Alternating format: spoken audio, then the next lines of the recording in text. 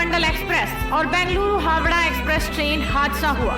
यह हादसा इतना भयानक है कि इस हादसे की तस्वीरें ही बयान कर रही हैं इसका खौफनाक मंजर।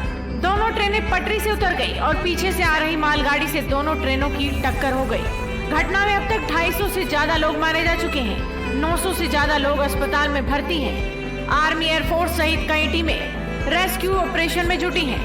ट्रेन के डिब्बों में अभी भी कई लोगों के फंसे होने की बात कही जा रही है।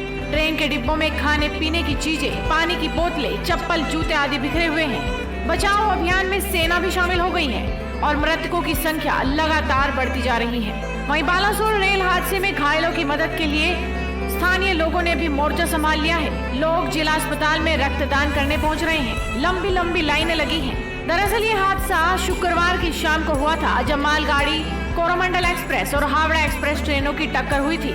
इस हादसे में जान गंवाने वाले लोगों के परिजनों को पीएम की ओर से 2 लाख रुपए, तो वहीं रेल मंत्रालय की ओर से 10 लाख रुपए दिए जाने की घोषणा की गई है। रेल मंत्री अश्विनी वैष्णव ने इस हादसे को दुर्भाग्यपूर्ण बताया। साथ ही उन्होंने कहा कि इस हादसे में जान गंवाने वालों के परिजनों को 10-10 लाख रुपए, गंभीर रूप से घायलों के लिए 2 लाख रुपए, मामूली रूप से चोटिलों के लिए 50,000 रुपए की सहायता राशि प्रदान की जाएगी। वहीं ट्रेन हादसा सामने आने के बाद राजनीतिक दल और राजनेता जहां एक तरफ हादसे पर दुख जता रहे हैं, तो वहीं रेल मंत्री अश्विनी वैष्णव बुरी तरह घेरते नजर आ रहे हैं। राजनीतिक दल उनके इस्तीफे की मांग करने लगे हैं। पश्चिम बंगाल में सत्तासीन तृणमूल कांग्रेस ने रेल मंत्री का इस्तीफा मांगा है। वहीं इससे पहले सीपीआई सांसद बिनोय विश्वम ने भी कहा कि इस हादसे की जिम्मेदारी लेते हुए रेल मंत्री को तुरंत इस्तीफा देना चाहिए।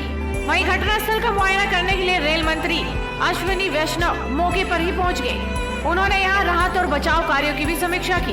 तमाम अधिकारियों से हादसे का वो अपडेट ले रहे हैं, लेकिन जब उनसे पूछा गया कि विपक्ष आपका इस्तीफा मांग रहा है, इस सवाल के जवाब में रेल मंत्री अश्विनी वैष्णव ने कहा कि ये जिस तरह की घटना है उसमें मानवीय संवेदना बेहद अहम है। मैं यही कहूँगा कि सबसे पहला फोकस रेस्क्यू और रिलीफ पर होना चाहिए। वहीं इस हादसे को लेकर पीएम मोदी ने तत्काल बैठक बुला ली है। देश भर में सभी कार्यक्रमों को स्थगित कर दिया गया है। कल शाम को ही इस दुर्घटना में पीएम मोदी एक्शन मोड में नजर आ रहे हैं। उन्होंने अब तक राहत बचाव अभियान की जानकारी के लिए बैठक बुलाई है।